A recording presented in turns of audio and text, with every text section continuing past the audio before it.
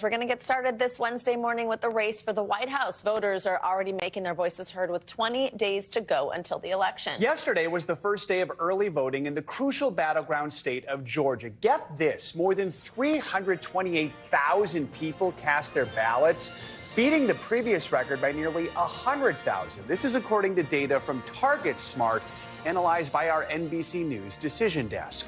Another election headline out of Georgia. A judge there blocked a new rule from the state's election board. It would have required counties to count ballots cast on Election Day by hand.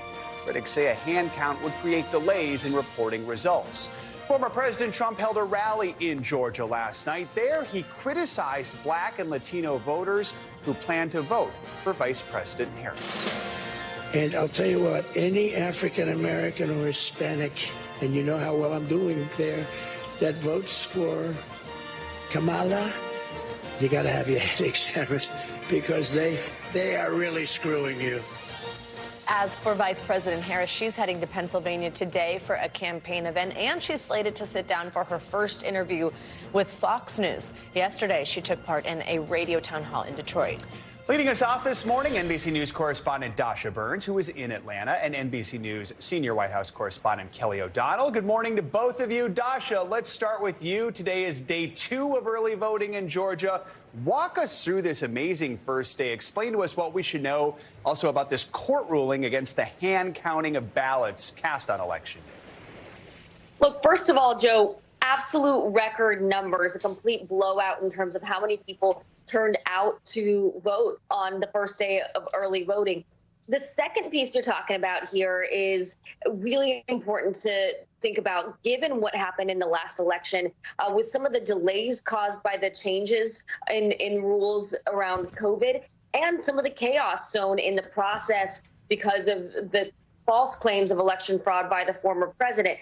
So this board of electors, or rather some election officials, had decided to rule about hand counting these ballots. Now, that's been blocked, and that means that the delays that could have been caused by that hand counting will no longer be an issue. That's something that both the Republican Secretary of State opposed, as well as other Republican officials. Simply, they said it's too close to Election Day to make that kind of change, and it could have sown some chaos in the process. Dasha, former President Trump is heading to Florida today for campaign events, but he first held a rally last night in Atlanta. What were some of the takeaways from that? Well, you played one of the sound bites that's making the rounds, the former president saying that any Black or Hispanic voters that vote for Vice President Harris should have their head examined. That's something that he has said as well about Jewish voters. And he did focus a lot on early voting, which he had vilified in the past. But now the Republican Party and the former president's campaign are encouraging their voters to utilize. Take a listen to some of what he said. So if you have a ballot, return it immediately. If not, go tomorrow as soon as you can. Go to the polls and vote. We don't want to take a chance. We can't lose this country. We're going to lose our country if we're not successful. Immediately upon taking the oath of office, I will launch the largest deportation program in American history. I will rescue every town across America that has been invaded and conquered. They've conquered our country. This is an invasion of a military force. And you've noticed likely the increased and heightened darker rhetoric around immigration. That is a strategy from the campaign. They believe that immigration is one of the key issues that will take the former president over the finish line as part of his closing message. The economy and immigration, that is what the Trump campaign wants to shine the spotlight on for the next several weeks until November 5th, guys. Kelly, let's bring you in here, talk about Vice President Harris's appearance at a radio town hall in Detroit. She was very critical of the former president. What are her main lines of attack right now? Well, good morning, Joe. She was definitely talking about how she wants to separate herself from the kind of dark rhetoric that Dasha was just talking about, calling out former President Trump for his abandoning the rule of law and the way he talks about things, and for his record, especially among African-American voters. When you look at the plans that he has, or the concepts of plans, as she would say, and his lifetime of being critical of that community and not doing enough to support them. Now, of course, Former President Trump would say that the employment numbers were good among African Americans when he was in office. But she has a very strong argument to make to say that Donald Trump would not help. And so here's part of what she said with Charlemagne the God. Ask Donald Trump what his plan is for Black America. Ask him. I'll tell you what it is. Look at Project 2025. Project 2025 tells you the plan includes making police departments have stop and frisk policies. The plan includes making it more difficult for workers to receive overtime pay. The plan includes ending the ability of Medicare to negotiate drug prices. You know what we have done? He said he would. We did.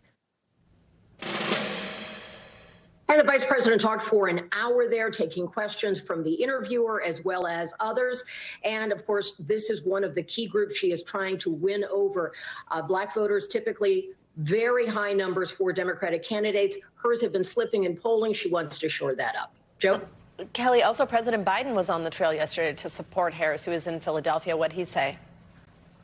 Yes, Savannah, the president has not been out on the campaign trail much, so this was notable, and he was speaking to a union group. And what really stands out is he talked about the vice president needing to cut her own path, that he had done so as vice president, being loyal to Barack Obama, but then being his own man, his own president in office, and he expects she will do that as well.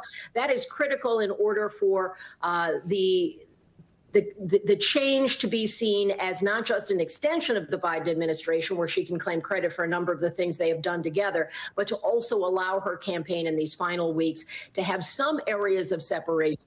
And she's been a little uncomfortable talking about that, not wanting to appear disloyal to Joe Biden. Joe, Savannah? Dasha and Kelly joining us with 20 days to go. Thank you both. Well, as the race for the White House heads to that finish line, the Harris campaign is trying to use several recent gaps and unsteady rally appearances by former President Trump to cast doubt on his fitness to be president again, as we just mentioned. NBC News senior Washington correspondent and News Now anchor Hallie Jackson reports. Vice President Harris looking to flip the script against former President Trump, putting his age and health front and center. Her campaign pointing to Mr. Trump's unusual soundtrack session after that pause for medical help for audience members. There's no need to feel down.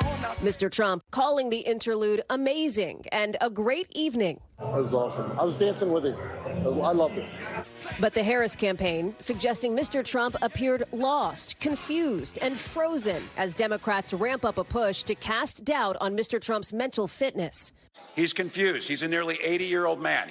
They're pointing to stumbles like this one. If everybody gets out and votes on January 5th or before. The election on November 5th, and highlighting his digressions. Did you ever hear of Hannibal Lecter? And run-ons, like one described by a former Republican congressman as a heaping pile of hot mess. He was asking her all these, they don't take like I do. Anybody who wants to go, what the hell difference does it make? They have, and how dishonest was ABC? The former president has touted his rhetorical roundabouts. You know, I do the weave. As intentional. I'll talk about like 9 different things and they all come back brilliantly together. But the fake news, you know what they say? He rambled. Trying to turn the focus instead to Vice President Harris. I don't think she could pass a cognitive test. The Trump campaign says the former president has more energy and more stamina than anyone in politics and is the smartest leader this country has ever seen.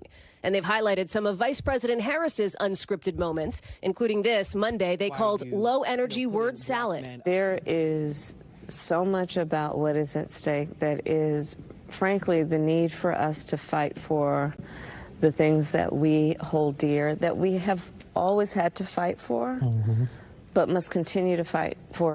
But polls show far more voters think she has the necessary mental and physical health to serve, with a 20-point lead on the question, a stark reversal from Mr. Trump's nearly 30-point margin over President Biden. And former President Trump remains under pressure from Democrats to release his medical records after saying in August he would. Back to you. All right, Hallie, thank you. Turn now to the latest in the Middle East. This morning, Israel has resumed its attacks on the Iranian-backed militant group Hezbollah in Lebanon, hitting Beirut with airstrikes for the first time in 6 days. The Israeli military says it's targeting strategic weapons hidden by Hezbollah in the area. Meanwhile, Israel is continuing military operations in Gaza. This morning, the IDF said it killed a Hamas drone unit commander in an airstrike on northern Gaza. This comes as the U.S. has formally warned the Israeli government in a letter that if the humanitarian situation in Gaza does not improve, the U.S. may restrict military assistance to Israel. NBC News international correspondent Megan Fitzgerald joins us now with the latest. Megan, good morning. So let's start with this new wave of Israeli airstrikes on Lebanon. What's the latest? Joe, good morning to you. Look, Israel just continues to pound Lebanon. The latest strikes happening this morning in 2 different locations. The first, a suburb just to the south of Beirut, where Israel says Hezbollah has a strong presence and that they were striking a weapons warehouse. But, keep in mind, we're talking about a busy residential and commercial area that came under fire this morning. At this point, the death toll there is still unclear. But this particular strike comes after the U.S. told Lebanon yesterday that they were opposed to what they say the scope and nature of Israel's bombing on and near the densely populated capital city.